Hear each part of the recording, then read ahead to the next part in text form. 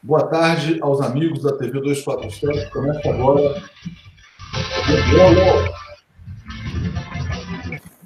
Olha, você falou que a gente ia colocar o contador. Depois você desistiu do contador. Você tem Não, algum contador, ponto né? de Eu vista? falei, vamos sem contador. Vamos começar agora sem contador. Vamos começar porque a gente já está atrasado, Léo. A gente atrasou por um bom motivo, que foi a reaparição do Fernando Haddad. O Fernando Haddad voltou. Deu uma coletiva hoje em Brasília, né?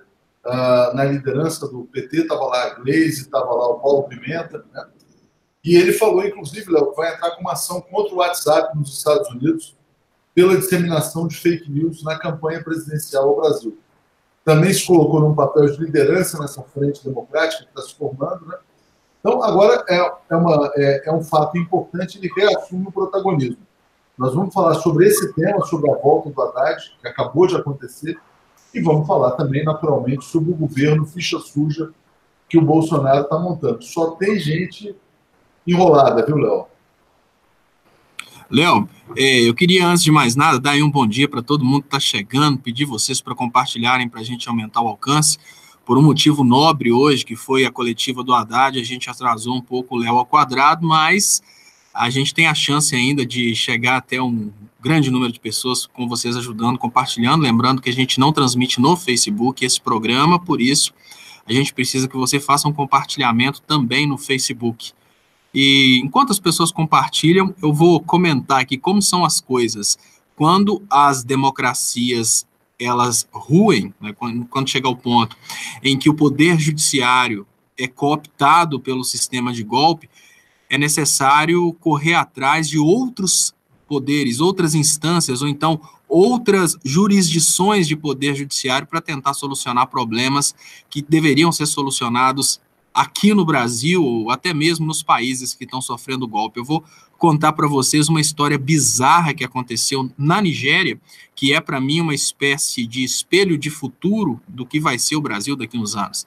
Na Nigéria, as petroleiras, depois que elas compraram, né, o petróleo nigeriano, prometendo mundos e fundos, essas petroleiras começaram a matar a população nigeriana através do envenenamento dos rios. A Nigéria tem poucas cidades desenvolvidas e muitas cidades bem subdesenvolvidas mesmo. Até mesmo a capital turística da Nigéria, que é Lagos, ela é dividida entre a extrema pobreza e uma parte nobre e rica. O que acontece é que essas petroleiras, como elas não têm necessariamente uma obrigação ambiental, já que a mesma coisa que acontece no Brasil hoje, né, que é o relaxamento das leis ambientais, aconteceu na Nigéria no mesmo momento em que eles entregaram o petróleo deles para essas mesmas empresas que estão comprando o petróleo brasileiro. O que aconteceu naquela época é que as petroleiras conseguiram relaxar a proteção ambiental e aí elas começaram a degradar a Nigéria. Algumas localidades da Nigéria começaram a sofrer por causa do envenenamento das águas e muitos nigerianos começaram a morrer. Como eles sabiam que era praticamente impossível vencer as petroleiras dentro da Nigéria, porque os juízes nigerianos participam desse esquema, eles tiveram que processar a própria British Petroleum e a Shell dentro da Inglaterra pela matança de nigerianos em solo nigeriano.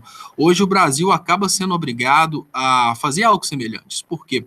Quando a gente pensa numa situação em que o poder judiciário brasileiro, ele está, assim como o poder judiciário da Nigéria, ele está do lado desse golpe, ele não está a favor de resolver os problemas, é necessário você processar essas empresas, ainda que por motivos simbólicos, é necessário você processar essas empresas fora do Brasil. Lembrando que quando a gente fala do WhatsApp, a gente está falando do Facebook. O WhatsApp é uma parte do Facebook. Claro que dentro do Brasil, eu desconheço alguém que tenha conseguido vencer o Facebook na justiça. O Facebook tem um lobby fortíssimo na justiça brasileira. E quando eu falo lobby, eu falo esquema para comprar juízes mesmo. Estou falando de forma bem clara. Eles conseguem vencer todas as causas em território nacional. Eu não sei se eles vão ter tanto poder assim dentro dos Estados Unidos, onde eu não vou dizer que a justiça é justa, mas pelo menos a gente precisa concordar que os juízes são um pouco mais caros que os juízes brasileiros. Então, é uma coisa bem complexa quando a gente percebe que nós não temos mais condições internas de resolver os problemas do Brasil. A gente precisa levar uma perseguição judicial contra um ex-presidente da República para ser apreciado pela ONU, porque os tribunais brasileiros estão totalmente ou cooptados ou acovardados. Aí a gente tem um processo de fraude nas eleições causado por uma empresa mundial de comunicação, e é impossível processar essa empresa em território nacional, porque a gente sabe que a gente tem juízes totalmente acovardados, e por isso a gente precisa vergonhosamente levar o caso para outro país, para essa empresa ser processada em outro país. Olha, mas também sem grandes esperanças, né, de que isso venha a dar em alguma coisa, né? Dificilmente vai ser possível reverter um governo que já está se formando, que, aliás, é o nosso tema principal, um governo que só tem ministros ficha suja, né? Aliás, já começou a cair a ficha da imprensa brasileira também. Vários jornalistas que estavam contaminados pelo antipetismo, né, ou pelo anti-esquerdismo, já começam a dizer que o Bolsonaro perdeu completamente a moral para posar como o honestão, né, para falar de honestidade, de, enfim, combate à corrupção, coisas desse tipo. Só para te dar uma ideia, o ministro da Saúde, que é o Mandetta, investigado por fraude em licitação, lavagem de dinheiro, corrupção, ficha corrida gigantesca também. Léo, sobre esse assunto, o que eu acho mais engraçado é que dos vários vídeos que eu fiz a respeito do Bolsonaro, aquele que eu fui mais agredido, ou seja, aquele que mais agrediu os eleitores do Bolsonaro, é exatamente um vídeo onde eu explicava que se o Bolsonaro fosse eleito, nada ia mudar. A gente ia ter exatamente o que a gente tem hoje, que naquela ocasião era, assim como hoje, o governo Temer. Então, naquele momento, eu explicava que, olha, infelizmente, nós vivemos em um país onde o Congresso manda mais do que o presidente da República, e o presidente da República ele vai ter que se aliar ao Congresso para conseguir governabilidade. Não se iludam que o Bolsonaro vai fazer aí essa limpeza da política brasileira, ele vai simplesmente colocar a turma do Temer no poder, vai colocar os mesmos políticos corruptos de sempre. Esse é o vídeo que eu fui mais atacado, parece que era essa a maior esperança do eleitor do Bolsonaro. Eu tenho isso pelo resultado dos ataques que eu tive no vídeo, e agora o Bolsonaro consegue. O Bolsonaro tem me dado vários presentes, você sabe, né, Léo? O Bolsonaro fez coisas por mim que talvez nenhum familiar faria, que o Bolsonaro, além dele ter me divulgado muito, o Bolsonaro está cumprindo tudo aquilo que eu falei que ele cumpriria. Tudo aquilo que eu falei que o Bolsonaro faria, ele está fazendo. Então eu preciso agradecer muito o Bolsonaro por me dar esse título de vidente.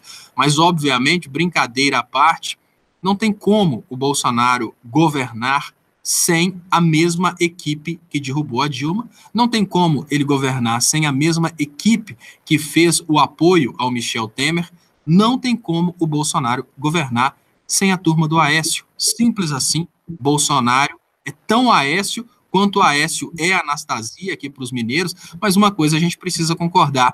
No momento que o eleitor do Bolsonaro foi às urnas tirar o PT para acabar com a corrupção, o que ele fez, na verdade, foi colocar o clube do Aécio no poder, o clube do Gedel no poder, a mesma turma do Gedel, a mesma turma do Aécio, a mesma turma do Temer, é o mesmo governo.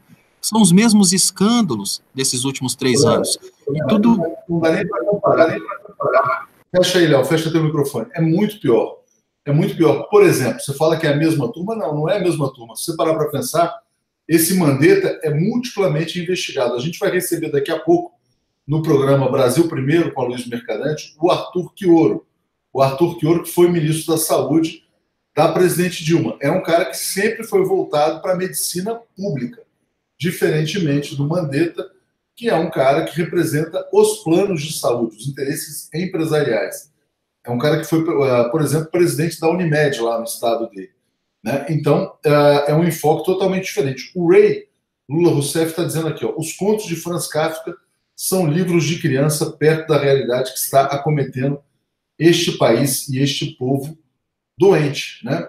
Então, eu acho que por mais que você tenha que ir lá ter composição no Congresso, que, aliás, o Bolsonaro não está fazendo, hein? O Bolsonaro só escolheu até agora ministros do DEM. O DEM é um partido relativamente pequeno, já tem 3 ministros importantes no governo Bolsonaro. Bolsonaro deve estar achando que vai aprovar as tais reformas sem fazer composição política, né? Então é um governo muito improvisado, muito bagunçado. vamos ver na hora do vamos ver, né? Como é que eles vão conseguir objetivamente fazer as coisas deles andarem no Congresso. Mas o que espanta é que até jornalistas de veículos conservadores, né? Por exemplo, ontem o Lauro Jardim no Globo falou: olha, Bolsonaro perdeu a moral para falar em corrupção. Gilberto de Menstein, que era muito crítico ao PT, do Catraca Livre, também foi ao Twitter, às redes sociais, para listar a ficha do Paulo Guedes, da Tereza Cristina, desse Mandetta, de todos eles. Então, a própria imprensa está se arrependendo ou se desapontando muito rapidamente com a realidade que é o governo Bolsonaro.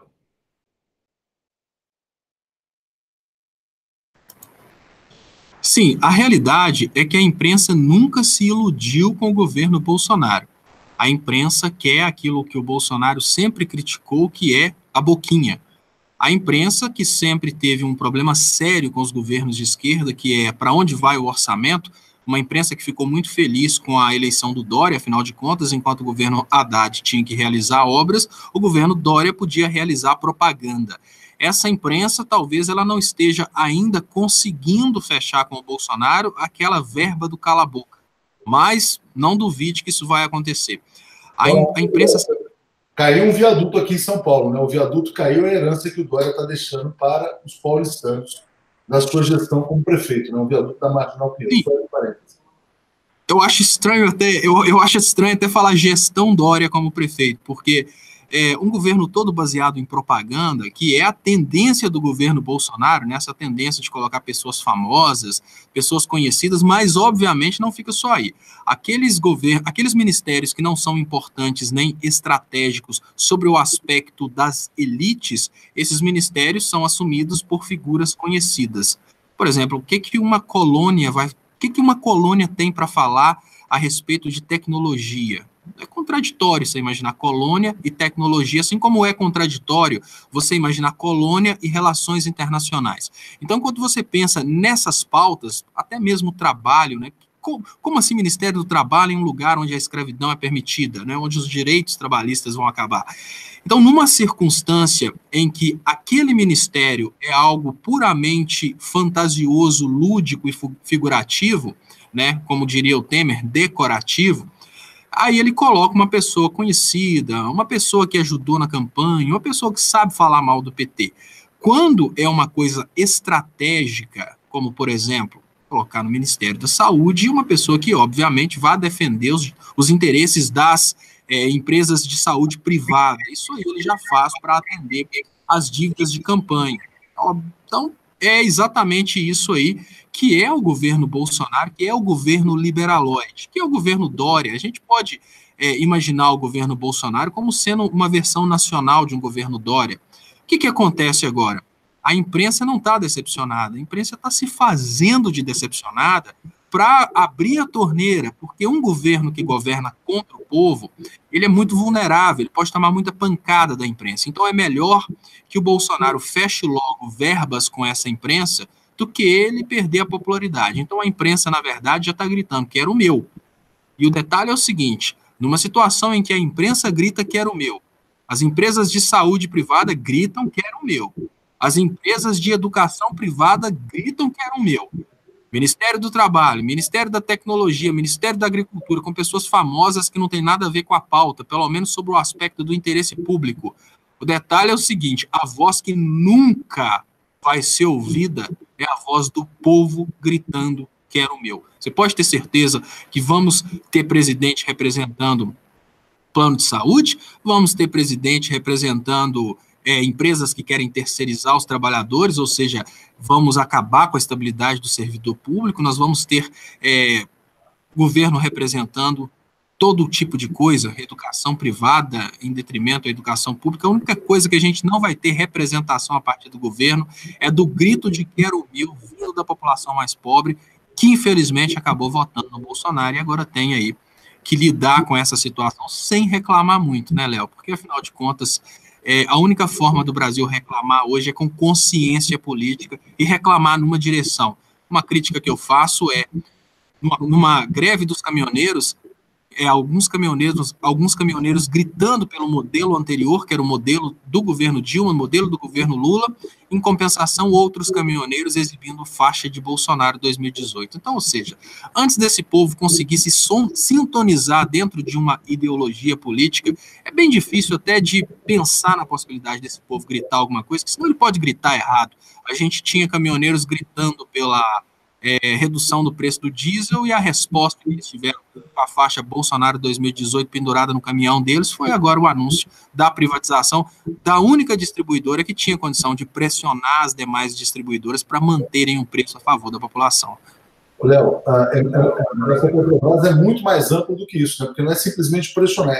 A Petrobras tem a capacidade de formar o preço dela, né, do poço de petróleo até a bomba de combustível. Agora, Léo, já que você falou em propaganda, o governo Dória é muito voltado para a propaganda, eu queria falar sobre a questão do Bolsonaro, né? O Bolsonaro anunciou mais um ministro hoje, que é o Gustavo Bebiano, um advogado, que vai ser o secretário-geral da presidência. Ele é do PSL, que é o partido do Bolsonaro. Aí o Bebiano deu uma entrevista e falou que a Secretaria de Comunicação, que cuida de toda a verba publicitária do governo federal, pode ser assumida, sabe por quem?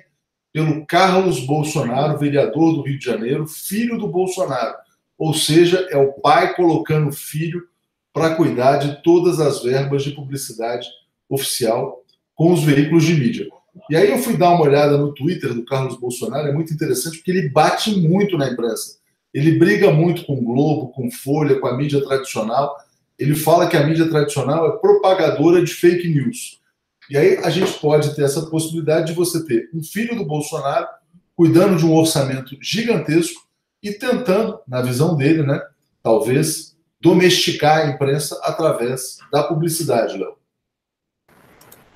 Exatamente, Léo. A forma como eles trabalham é uma forma que eu preciso admitir que, apesar de obscura, é bem inteligente. Os Bolsonaro, eles conseguiram conquistar, primeiro, comunicadores a nível de povo, são comunicadores importantes. Através disso, eles conseguem chantagear a imprensa tradicional, que se achava dona do mundo, e com a conquista da base das Forças Armadas, das polícias estaduais, eles conseguem chantagear, inclusive, os tribunais superiores. Então, hoje, a gente tem, obviamente, né, de fato, uma monarquia. A gente vive a monarquia Bolsonaro.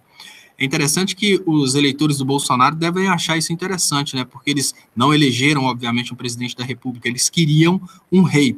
Realmente, o Brasil conseguiu colocar um rei no poder. Eu fico imaginando hoje ministros do Supremo que antes eram tão poderosos, agora tornaram-se vulneráveis, tornaram-se submissos à família Bolsonaro. Tudo isso é o custo de evitar um golpe de Estado. O custo de fazer parte de um golpe de Estado custou ao Poder Judiciário a diminuição do status de função do poder. O Poder Judiciário hoje é submisso à família Bolsonaro. Custou ao Poder Legislativo, protagonista do golpe, o status de submissão à monarquia Bolsonaro. Então, por não respeitar uma Constituição republicana, essas autoridades que tinham a obrigação de agir em favor da democracia, elas conduziram o Brasil de uma situação republicana para uma monarquia ditatorial em pleno século XXI. Por mais que a gente seja uma república de direito, de fato a gente tem aí um esquema de controle da opinião pública que funciona muito bem. Vamos aplaudir a família Bolsonaro, a monarquia Bolsonaro conseguiu estabelecer um sistema de controle da opinião pública que funciona muito bem.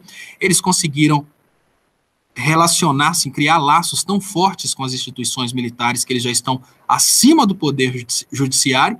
E hoje a gente tem uma situação que o poder legislativo não tem a mínima condição de bater de frente com a monarquia Bolsonaro. O detalhe é o seguinte: enquanto as pessoas não perceberem o que fizeram para tentarem reverter, as coisas vão ficando cada vez mais difíceis, Léo, porque o Poder Judiciário que deixou o golpe acontecer poderia ter revertido essa situação um mês depois. Não reverteram. 2 meses, não reverteram. Até hoje não reverteram.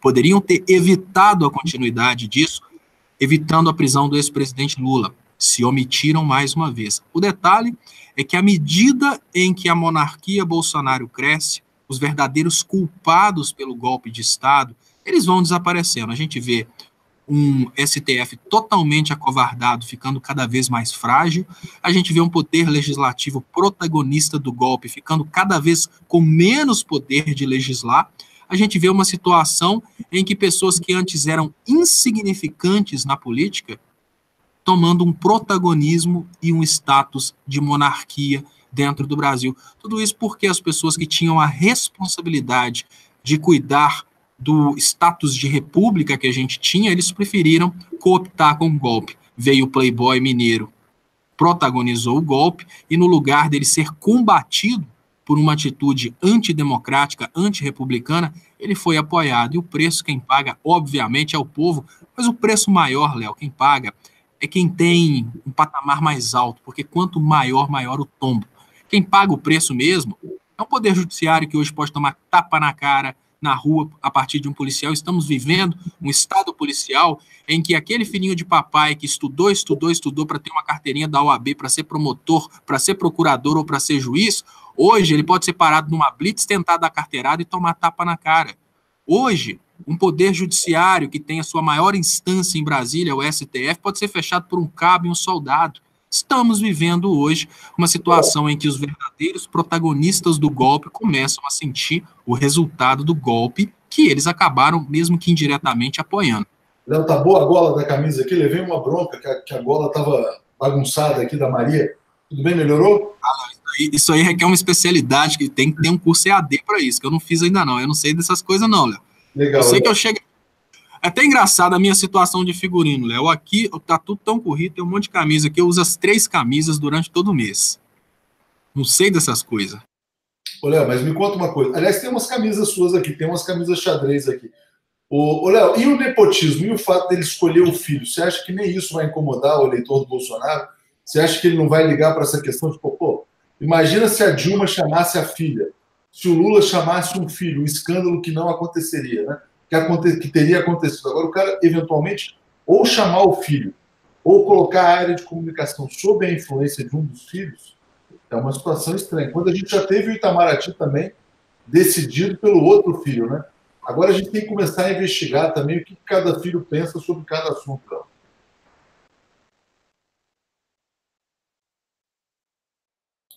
Áudio, Léo, áudio. Léo, absolutamente não. O eleitor do Bolsonaro não foi às ruas para escolher um presidente da República. O eleitor do Bolsonaro foi às ruas para escolher um rei, e é natural que os príncipes trabalhem no governo. É lógico que o eleitor do Bolsonaro estaria muito incomodado se o Lulinha fizesse parte do governo Lula, se a filha da Dilma fizesse parte do governo Lula. Isso sim, não há dúvidas, mas na atual conjuntura, o eleitor do Bolsonaro foi às urnas para se vingar da classe política convencional e colocar um rei. Eles não foram para eleger um presidente. Tanto é que a brincadeira dos eleitores do Bolsonaro é falar Bolsonaro agora, Bolsonaro em 2022, aí eles vão colocando toda a dinastia Bolsonaro para mais 50 anos. Quando eles acham que estão oprimindo, eles escrevem isso. Isso não vai incomodar. E é importante até que a esquerda perceba que esse tipo de coisa não incomoda. Uma pessoa me chamou a atenção, um assunto que parece que não é... Léo, o Luciano está lembrando aqui que nepotismo é crime, né? E a Luciana Mourão está dizendo, a Sônia Mourão está dizendo que o eleitor do Bolsonaro mal sabe o que é nepotismo. Mas, enfim. Fala, Léo. Não, Léo, mas essa questão do nepotismo, me parece que dentro do poder legislativo existe sim a necessidade de ser parente a partir de 3º grau, mínimo que você pode contratar. Dentro do poder executivo, eu acho que não tem essa restrição. Então, eu acho, dentro do poder judiciário, ou seja, um juiz não pode contratar o filho.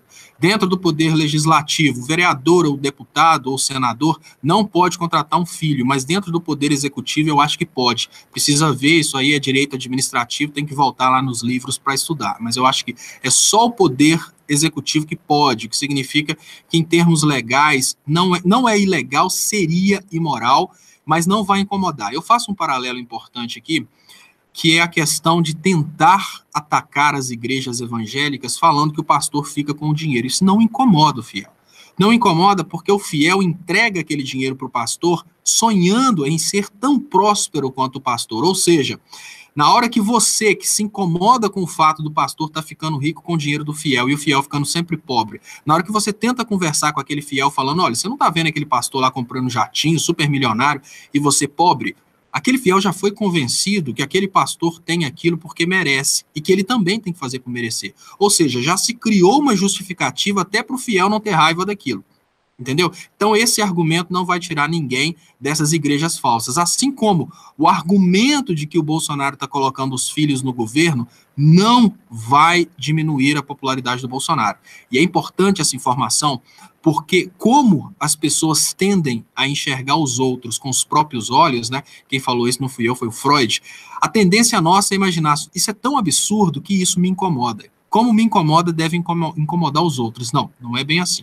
Isso incomoda as pessoas que acham que isso é errado. Isso não incomoda o eleitor do Bolsonaro.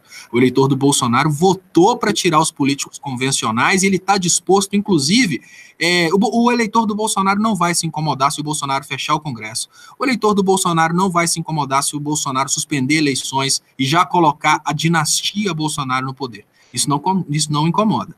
A única coisa que vai incomodar o eleitor do Bolsonaro, e é importante que os comunicadores de esquerda entendam isso, é o eleitorado do Bolsonaro perceber que foi enganado.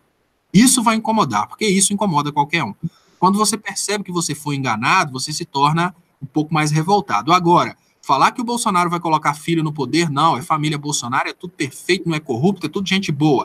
Falar que o Bolsonaro está ganhando 60 mil por mês, não, ele faz por merecer, ele é trabalhador e é honesto. É melhor ele ganhar os 60 mil por mês do que ele roubar, né? Qualquer coisa contra o Bolsonaro vai ser rebatida de uma forma extremamente tranquila pelos seus eleitores, de menos o fato dos eleitores terem sido enganados. Ô, Léo, como disse aquele rapaz no ônibus, né, que você relatou ontem, estou pedindo porque pedir é melhor do que roubar.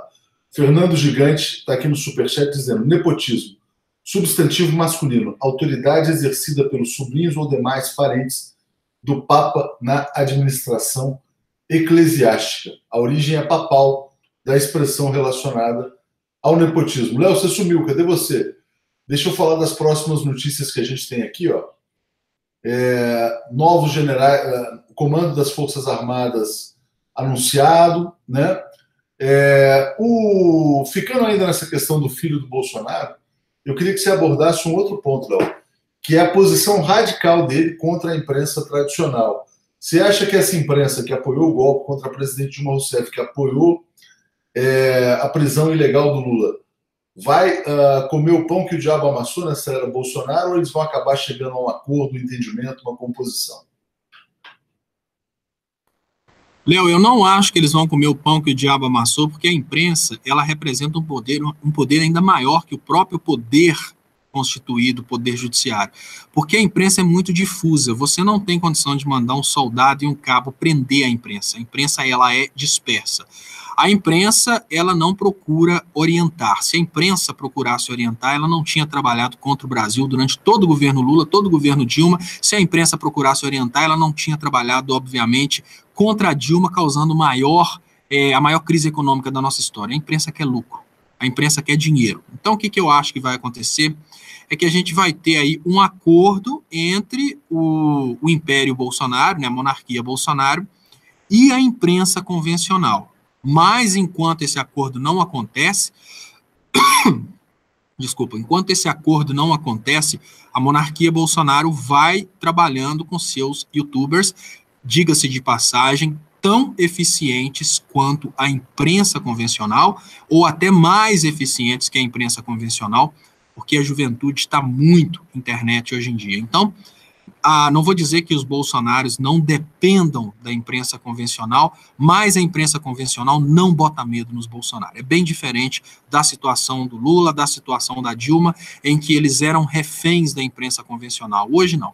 Hoje a monarquia Bolsonaro fez aí uma linha de frente, coisa que a gente tem também que parabenizá-lo pela estratégia, muito inteligente nesse sentido. Apesar de ter criado um exército do mal, ele criou um exército de comunicação que dá para ele o poder de criação de fake news, dá para ele o poder de rebater aquilo que a televisão traz. Você vê que no momento em que fizeram uma análise e perceberam que existem 40 mil fakes no Twitter que são atribuídos ao Bolsonaro, teve até campanhazinha na internet de imbecis andando e falando, eu sou robô do Bolsonaro.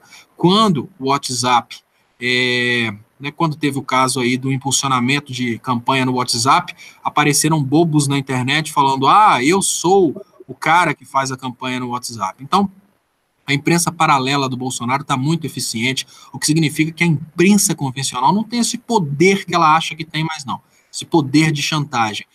A imprensa os Bolsonaro vão utilizar a imprensa convencional, lógico, isso todo partido, todo governador liberal faz isso para poder manter a sujeira debaixo do tapete, só que a imprensa convencional não tem mais o poder que ela tinha antes de causar o caos no governo, como ela fez no governo da Dilma. O Ray está sugerindo para você, Léo, até um vídeo com uma musiquinha assim, olha, um Bolsonaro incomoda muita gente, 2 Bolsonaros incomodam muito mais, 3 Bolsonaros, etc. e tal. Pede um vídeo, né? E o Valdir Gomes está dizendo que são os Diabominions, né? Realmente são todos muito agressivos, todos muito beligerantes, todos assim muito hostis à imprensa de uma maneira geral. Vamos ver no que isso vai dar e como é que também que os militares vão aceitar isso, porque na verdade não é só um governo. Esse governo é muito louco, Léo, porque ele tem um componente militar, tem um componente familiar, né, tem um componente dessas forças econômicas, agronegócio, etc. e tal, mas muita disputa interna. Não é tão simples acomodar todos esses interesses, né? Já tem militar que é ser ministro, que desistiu. Aparentemente é uma coisa muito caótica. E saiu, mas depois foi desmentido, né? Saiu o rumor de quem seria o ministro da Educação. Seria um diretor do Instituto Ayrton Senna. Depois ele próprio negou, né? Então, aparentemente, não tem nada decidido sobre a educação. Mas o que chama a atenção também é uma lógica nova para a formação de governo. Isso não passa pela preocupação em formar uma maioria no Congresso, Léo. Não sei se eles estão pensando em passar o rolo compressor no Congresso e botar, sei lá, o Ministério da Justiça vigiando todos os deputados e senadores, mas a lógica não tem sido a lógica de fazer uma composição parlamentar. Sim, Léo, de certa forma, quando a gente junta os pontos, a gente percebe que a gente tem no Congresso muitos deputados e senadores que são reeleitos. A gente precisa admitir que, da mesma forma que aqueles que mandam no Bolsonaro conseguiram gravar a presidenta Dilma, devem ter várias gravações a respeito aí de deputados e senadores. Pode ser que eles não estejam pescando pessoas no Congresso, porque essas pessoas já estão, entre aspas, chantageadas de alguma forma e vão ter que aceitar. E outro ponto é o seguinte, quando você pensa em um governo que vai fazer alguma coisa pelo povo, esse governo precisa fazer uma maioria no Congresso, porque para governar para o povo é muito difícil. Mas para governar para multinacionais, petroleiras, você nem precisa fazer esse esquema de acordo com o Congresso de uma forma tão profunda, porque o mensalão vem das próprias petroleiras. É alguma coisa relacionada a Uber? Vem o doutor Uber, distribui dinheiro. É uma coisa relacionada à Shell, a própria Shell faz o lobby diretamente com o Congresso. Então isso acaba funcionando como funcionou na campanha. Olha, o Bolsonaro não precisa receber o dinheiro na conta dele para impulsionar no WhatsApp. Os interessados fazem isso. Aí se unem os empresários e fazem um caixa 2, que na verdade é um caixa 1 paralelo, né? Nem a nossa justiça, que tem uma capacidade muito grande de investigação quando é o triplex ou o sítio de Atibaia, quando é o caixa 2 do Bolsonaro, ela não consegue ligar as coisas, né? É mais ou menos assim, olha, mas peraí, não está em nome do Bolsonaro, não foi o Bolsonaro que fez um impulsionamento, então ele não tem nada a ver. Não, mas peraí, a mesma justiça não fala que mesmo o triplex não estando em nome do Lula é do Lula? Quer dizer que o caixa 2 feito em favor do Bolsonaro, que beneficiou o Bolsonaro, não tem nada a ver com ele, mesmo eles estando presentes lá daquela turma de empresários. Não tem nada a ver.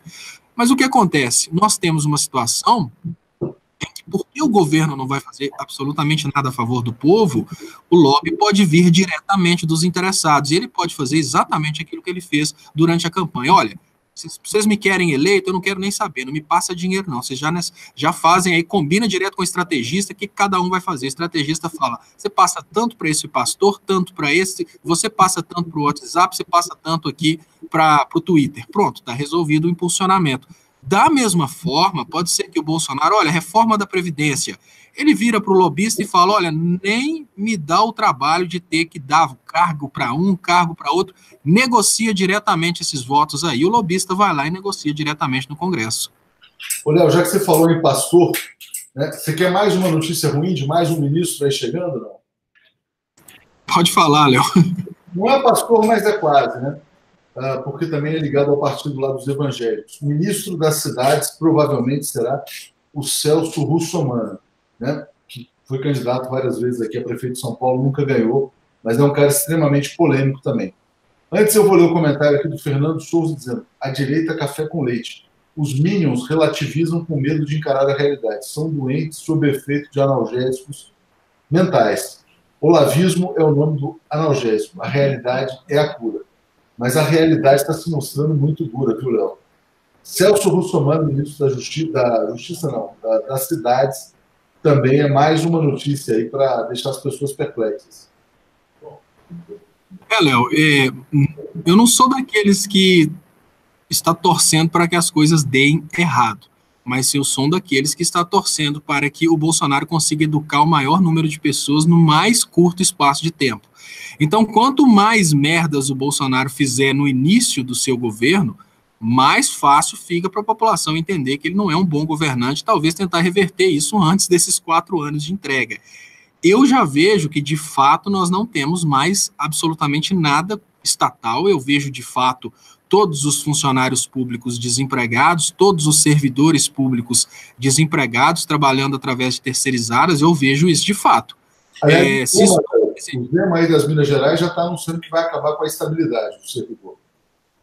Sim, claro. O Zema, inclusive, que tem legitimidade para fazer isso, porque o Zema fez essa proposta e é essa proposta que venceu nas urnas. É a hora que eu chamo a atenção das pessoas.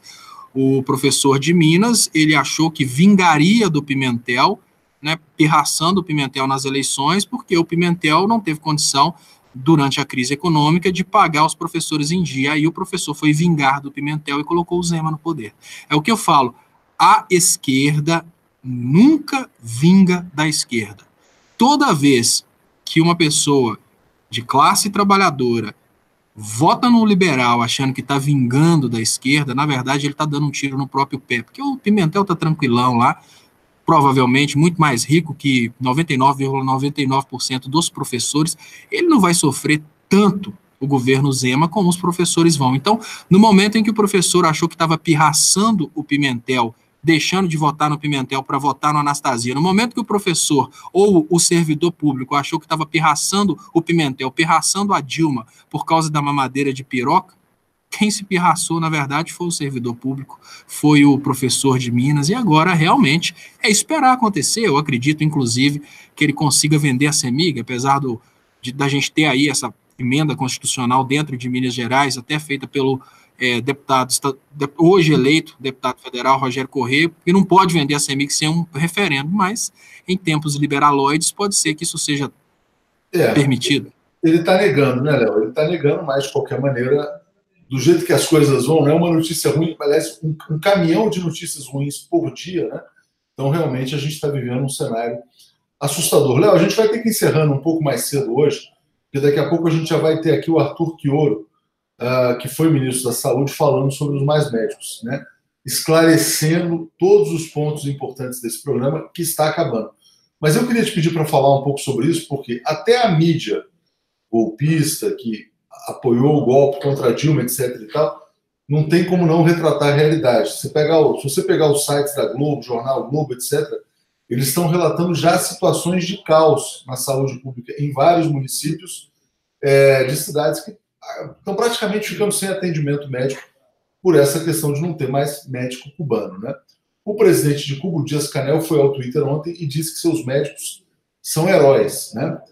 Ao mesmo tempo, o Bolsonaro está fazendo uma presepada, dizendo o seguinte, oferecendo asilo a quem queira ficar. Olha, dos 8.500 médicos, eu ainda não vi nenhum que pediu asilo ao governo Bolsonaro, tá, Léo?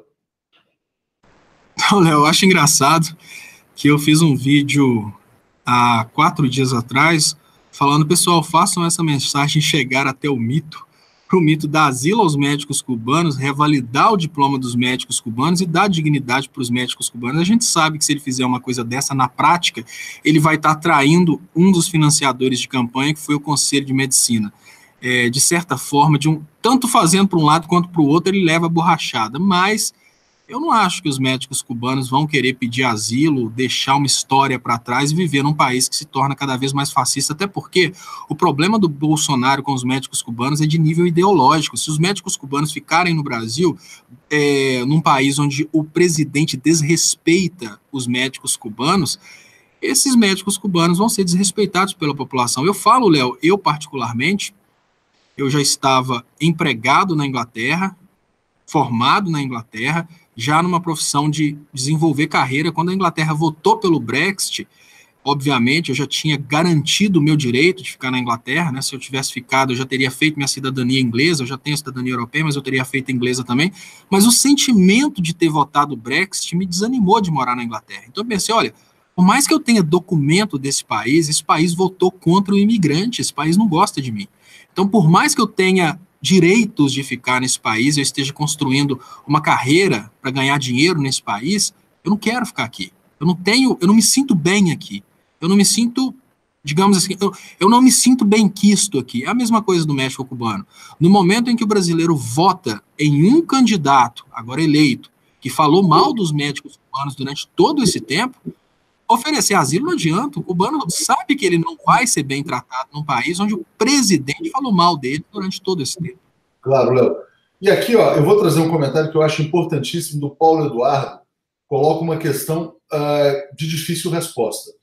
Como convencer a classe média que Hitler é ruim, se no ano que vem tendemos a ter uma inflação que vai cair e um consumo que pode aumentar? Vamos imaginar que eles consigam criar bolha de consumo com inflação baixa. Como convencer a classe média de que tudo que está acontecendo no Brasil é uma grande desgraça, Léo? Olha, Léo, eu acho que nesse momento, tentar convencer uma classe média que não sabe princípios básicos de economia, de que eles estão vivendo uma bolha de consumo, é praticamente impossível. Mas o que a gente pode fazer é convencer a parte esclarecida para se aproveitar dessa bolha de consumo sabendo que ela vai explodir. Por quê? Se a gente tentar ficar falando para a classe média, olha, estão queimando aí reservas, estão vendendo patrimônio, tudo isso gera uma bolha de consumo, né? Pensa, olha, os caras vão vender as distribuidoras, automaticamente vai ter uma entrada de dinheiro. Ah, os caras vão vender o resto da Petrobras, vai ter uma entrada de dinheiro. Eles vão aniquilar o patrimônio nacional. É mais ou menos assim, olha, vamos imaginar que eu estou aqui pobre, não tenho condição de curtir a vida, mas se eu cismar de, vou vender a casa que meus pais deixaram para mim, aí eu vou pegar e vou torrar tudo aquilo no mês. Durante um mês eu vou viver como rei, mas acabou esse mês, acabou tudo. É difícil explicar isso para o brasileiro. Nós não vamos conseguir. Não adianta. O eleitor do Bolsonaro, em especial, vai achar que está vivendo a glória mítica do mito. Mas a gente pode explicar para as pessoas mais esclarecidas sobre que tipo de investimento que você faz no momento desse. Isso é importante, porque imagine você que o maior problema de uma bolha de consumo é a pessoa imaginar que aquela bolha vai durar para sempre, investir em coisas supérfluas e, além de investir em coisas supérfluas, fazer aí dívidas para o resto da vida. Comprar coisas que são alienadas. O cara vai e compra um carro no início da bolha de consumo para ter que entregar na hora que a bolha explode.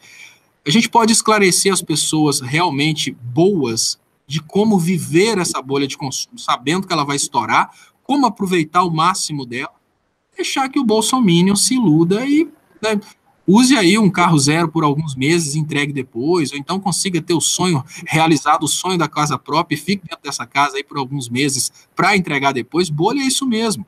Se é difícil explicar para o povo que não existia mamadeira de piroca, Léo, nós vamos conseguir explicar um conceito econômico de bolha de consumo?